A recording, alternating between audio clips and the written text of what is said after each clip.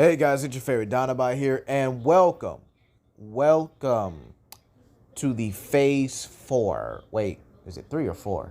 Oh yeah, sorry, Phase 3 of this channel's newest videos. Optimus Prime from the Unicron trilogy versus Sun Wukong from the lore. Let's begin. Sun Wukong is easily a outerversal entity. He's at least 3 layers into outerversal. And let's talk about the things he's done. He's been able to literally solo all of heaven. Like, this man has literally clapped heaven and actually become the fighting Buddha himself, achieving nirvana. Sun Wukong, even before that, was just absolutely broken in terms of power. He's able to make thousands of clones of himself. He's able to turn any hair strand into what he wants. And by the way, that's actually how he makes the thousands of clones. He can even make thousands of clones of his opponent and really just make you fight yourself 1,000 different times. He has precognition, actually is able to see the past, present, and future, and is actually a weapons master, able to turn his hair into any form of weapon he wants. But he mainly uses a staff, so he's actually a master at staff-based combat. He is capable of fighting and defeating celestial dragons. And this is impressive because even in, lore, like real life lore, because Sun Wukong is actually this is really based off real life lore here. Sun Wukong is actually capable of defeating these celestial dragons. And these celestial dragons have been known to literally been able to not only destroy, but be able to remake the heavens in their own image. So, yeah. He has 32 layers of immortality, meaning he cannot die, or even if he's able to die, you need to have a higher level of attack than 32 different, realities. Because, I mean, let's be real here. Having so many ways of just to cheat death. For example, he swallowed the immortal pills. He's wrote his name out of the book of death. Like, this dude was fated to die anyway, but he just said, nah, I'm just going to erase my name out of it. And we're done. So not only is he beyond the literal concept of death itself, but, yeah, he's been able to just straight up just nullify his own existence, if you really think about it. He's nullified his own, what's the word? Pretty much his own death. Like, he literally just said, yeah, I just don't feel like dying today, so boop. Sun Wukong also has other hacks and abilities as well. He's able to manipulate various elements of water, fire, and thunder.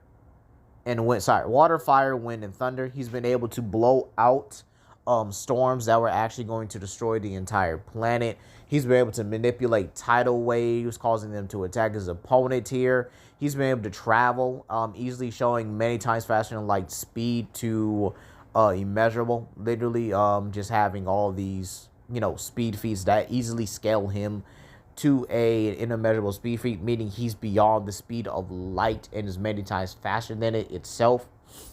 So, at the end of the day, Sun Wukong actually shows that he is an outerversal entity. No ifs, and, or buts about it. But let's talk about his opponent. Unicron Trilogy, Optimus Prime. So, this Optimus Prime is from Transformers Armada, Energon, and Transformers Cybertron. He will have all his super modes in this one, as well as his basic weapons, including Vector Prime's sword. Okay? Because, again, he's able to actually summon and use that. We'll also be giving him his combinations as well, considering Sun Wukong has all of his powers and abilities. Optimus Prime will have all of his powers and abilities. So let's really talk about it here. This Optimus Prime has to be one of the strongest, if not the most powerful version of Optimus Prime. I would even say he's above his IDW counterpart. And the reasons why I'm actually going to shock you all here, because Unicron Trilogy is no joke. So let's start off with his feats here. He was able to defeat Megatron and Starscream. Now you might say, oh, that's not a big deal. But here's the thing, right? Megatron in this series, right? In all 3 series, was able to basically be a herald of Unicron. The strongest herald of Unicron. This puts him above Ramjet, who was actually, powered by the dead multiverse, which is a focal point of all realities. So essentially, this dude was powered by every reality in existence, each reality being infinite in itself, and therefore he would have this power. You know, he has this dead universe power. Megatron himself, however, has been able to tear holes through dimensions and was actually gifted the literal power of Unicron himself. This is the same Unicron that is a multiversal singularity and is an outerversal entity, the abstract of chaos itself. Okay? And this makes this Megatron so powerful that he's able to threaten what's called metafiction, and this means real life. Okay? So that's going to be important. Remember that. Now let's talk about Starscream. Starscream himself during this series actually possessed the power of Primus. Yeah, I'm not even joking during this one. And he possessed 3/4 of the power of Primus by the beginning of his, when he first got the power, okay? And then he was able to stack the full spark of Primus on top of it, absorbing it, meaning he now had 4/4 the power of Primus and was actually able to go toe-to-toe and make Primus actually put effort into taking him down. This power was also able to damage Galvatron as well, and causing him to, pretty much use his full power in order to not even beat Starscream, but to literally open a wormhole and tear through a dimension just to separate the two. That's how powerful these two were at the time, and Optimus Prime was able to beat them both, okay? So remember that. Optimus Prime was also able to beat Unicron a total of 3 times. So imagine that. You're able to beat Unicron literally 3 times in a row. Beating Unicron in the Armada, the Energon, and then beating his Herald, who surpasses him in power later on in the series. Right? That doesn't sound insane to y'all? Like, he's literally surpassed the power of Unicron in this series here. His weapon, Raceling, which is a sword, by the way, is able to one-shot the very concept of the being itself here. Now, you have to understand, this dude was able to beat Unicron. He was also able to beat a Unicron-powered Shock Blast as well. Shock Blast was kind of like a more deranged version of Shockwave, so, you know, it wasn't weird, but again, it is what it is. So this Optimus Prime was able to beat him pretty much numerous total of times. He's been able to activate his super mode as well. His super mode pretty much grants him increased strength to where he can actually take on Megatron and Unicron.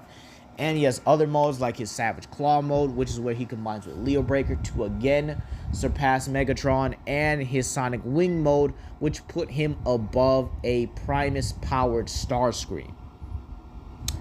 So yeah, this Optimus Prime has multiple layers into outerversal, okay? He easily scales above Vector Prime, who was even existing outside of time and space, and was able to defend the Transformers Omniverse from that same Galvatron and that same Unicron entity as well. So let's really talk about it here. Who, at the end of the day, wins? Now, you guys saw me make a little short about this, but, you know, obviously, I don't really have the details in that short video. Sun Wukong is an extremely overpowered opponent. And honestly, it's hard to find people that can beat him. Like, it really is. It's hard to find actual people that can actually beat him here. You need a character that has not only able to damage abstracts themselves, but are able to find ways to outdo the haxes of these abstract level entities. Now, while Sun Wukong has 32 different forms of immortality, I do think Optimus Prime can neg that with the Raceling Sword.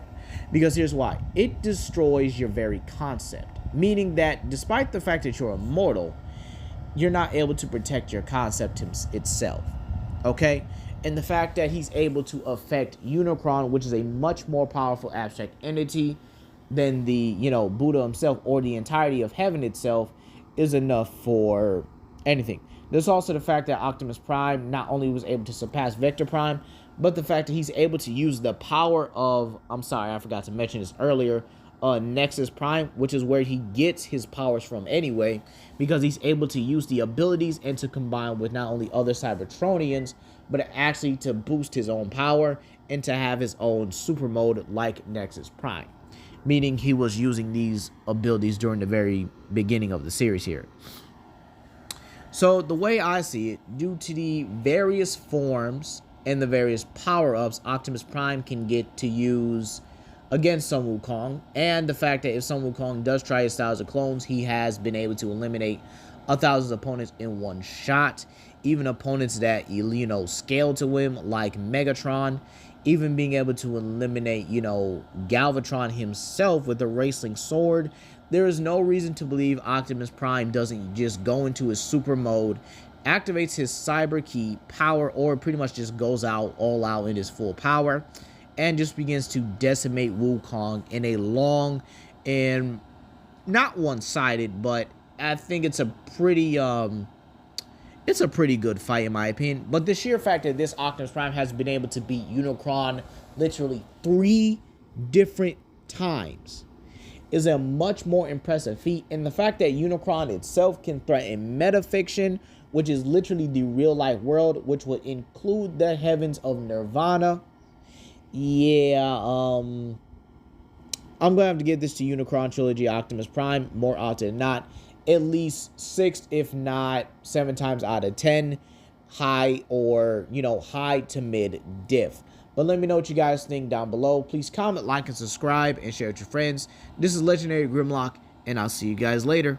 Peace.